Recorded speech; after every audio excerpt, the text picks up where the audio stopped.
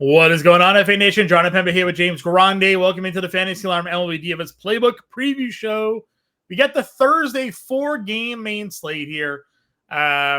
Because this is 4 games, we won't have a live show.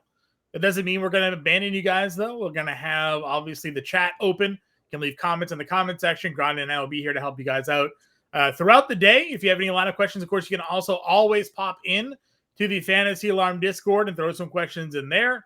The playbook will be covering this slate, so we'll have all that information for you guys for this 4-gamer.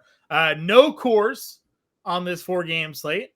We have New York and Kansas City finishing out their series. St. Louis, Milwaukee with a top pitching prospect making his debut. Pittsburgh, Chicago, and the White Sox versus the Astros to close this one out. Grande, 4 games, so this will be a bit of a quick show.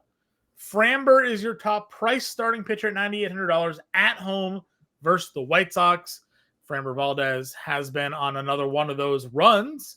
11 strikeouts, 9 strikeouts in his last 2 starts. Gets the White Sox. He will certainly be the highest rostered pitcher on this slate. I guess the question is Jameson Taillon the number 2? With the way he's been going against Pittsburgh? Or do you think people are going to be enamored with Jacob Misiorowski and his 103-mile-an-hour fastball making his debut in a tough spot against the Cardinals? I think there's probably a lot of ownership on the top 4 guys in general in this slate. Sure. Framber leading the charge, obviously.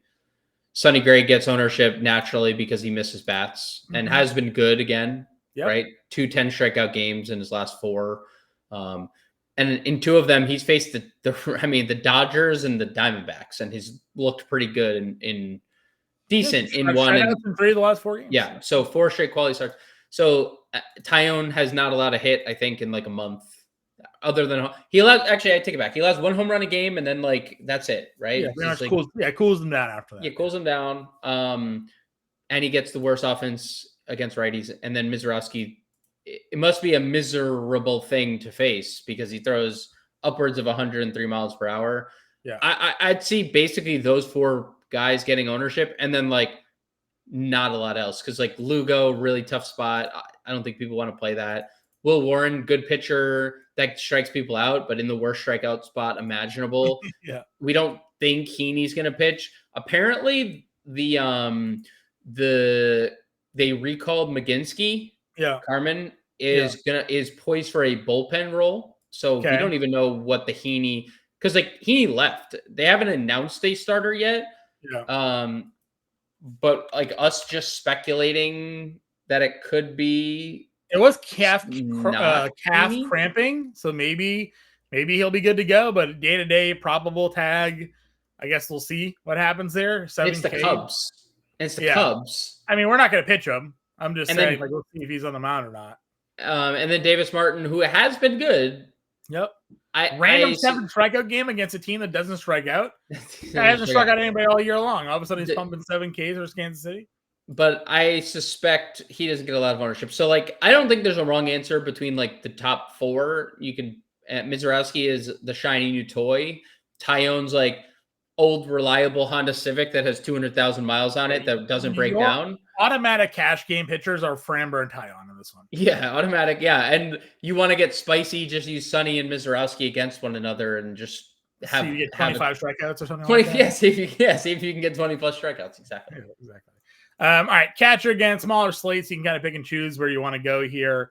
Bottom of the tier, Yanier versus Martin. Potentially, we do have Kyle Teal, but he's got the lefty-lefty matchup against Framber. You could go against Misiorowski if you want. I mean, he is a rookie pitcher making his debut. He had almost 4.5 walks per 9 for a stretch there at AAA, so could give some free passes. And we know that St. Louis can put some runs on the board with their lefties. Though Brendan Donovan left yesterday's game, I don't know, or Tuesday's game rather. I don't know where his status stands there, but we'll see. We'll see who's in the lineup and who's not in the lineup. With this being the catcher position on a. I like Austin Wells for the record. Yeah, he just drives in a ton of runs for a catcher. He has 41 RBI. He wasn't hitting at all, and then all of a sudden he started to pick it up again. So Yeah, everything he does is in bunches, so that's kind of a good thing. Got word that Stanton was coming back. He's like, oh man, I gotta start hitting before I lose my job, maybe. So Stanton the catcher. Well, Rice catches, like Stanton's got to play DH, Sure. They have come up. I don't know if you heard this. They look trending towards Giancarlo return for Boston this Friday. This Friday, good. That's what possible. All right, possible. We'll see. Bush here at 49. Ben Rice, Goldschmidt. I like Pasquantino against Warren. Yes, he strikes guys out, but he also gives up home runs. Yes. So those are all plays I'd be looking at here. Yep. Nothing really to add. If you want to play a home run, Rhys Hoskins can hit one. He's also been like a walking out for the last couple weeks, but you can play him. Elko will be in the lineup with the lefty on the mound. He has power. Not a lot to like down here. Salvi's down here. Yeah, Salvi. You can play Salvi here too. All right. Second base position, the Jazz up at the top at 51. You have Terang, Altuve, Nico Hornet probably looks pretty good at $3,900 if he stays up there. Same thing with Jonathan India at 33. Yep.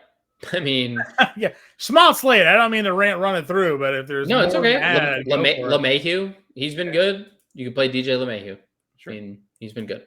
He has been good. Third base. I'll let you lead this one. Where do you want to get? To the next position. I mean, the shortstop. Yes. Jazz obviously stands out. I mean, Garcia in hot weather in that ballpark looks good. If him and Jazz don't fight tonight, then they could, as long as there's not a Jazz Michael Garcia fight on the Wednesday slate, we should be good for both them on Thursday. Yeah. Paredes looks great against a righty. Matt Shaw, 3,400, I think looks really good against Heaney if he's starting. You could play Caleb Durbin, like you could play Cabrian Hayes, but they're like both the most unexciting players ever. So don't really have a lot to add. Probably the lowest I'd go is Matt Shaw. Yeah, it's a pretty gross position. It might be just play Jazz or Paredes, honestly. Yeah, Jazz and Garcia just need to not fight on Wednesday, and then that's fair. Shortstop gives you Bobby Witt versus Warren at $5,500, and again it drops off. Dansby would look pretty good against Heaney if he's out there, whoever Pittsburgh decides to pitch. Jeremy Pena's been really good leading off for them at $4,600. But again, I don't think I'd go anywhere else at this position. You could play Mason Wynn again if you like. They put him on, he steals a bag. Like, could be something you look into. Possibly. Could. I mean, it's literally just a possibility. Sure, outfield, Aaron Judge, Kyle Tucker, PCA, O'Neal Cruz, Seiya, all of them look great. Yeah, it's going to be hard not to play Judge on a small slate. I would agree. Especially when, and now they're all good, but lefties for PCA and Tucker, if Heaney's out there, makes it like slightly less appealing. If there was someone to homer off to Jameson Taillon, O'Neal Cruz would probably be that man. Seiya obviously smashes lefties, got him at $5,300, so all that is Gucci. Bellinger and Grisham, 45 and 43, get the Lugo matchup as well. Can play Hap down here.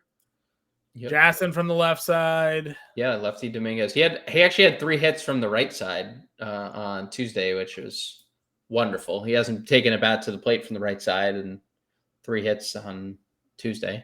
Sure. Myers has been good. Frelick, 37 for him. Cags. Leone is $3,500. Could probably play that.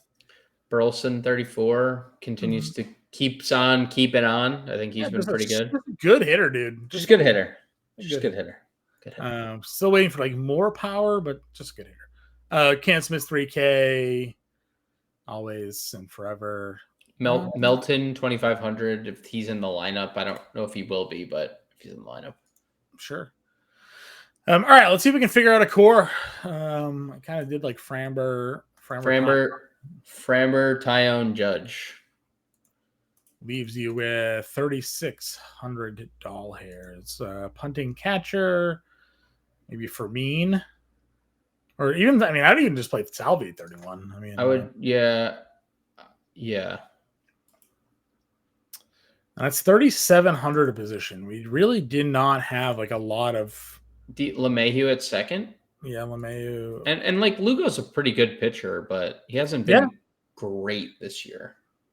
It's like it was 3,800 though. Like again, like already running out of money. I know. Caglione. We'll just do that. All right. Framber, Taillon, Salvi, LeMahieu, Judge, and Caglione. But 4K per player.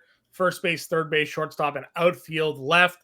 We'll put the full lineup in the Discord. You know where to get there. You can get in the description of the broadcast.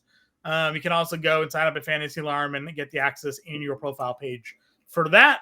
Again, no live show because this is just 4 games. And as you can see, we went through this one pretty quick. But we'll have a preview show for the Friday main slate. So be on the lookout for that. And we'll catch you later.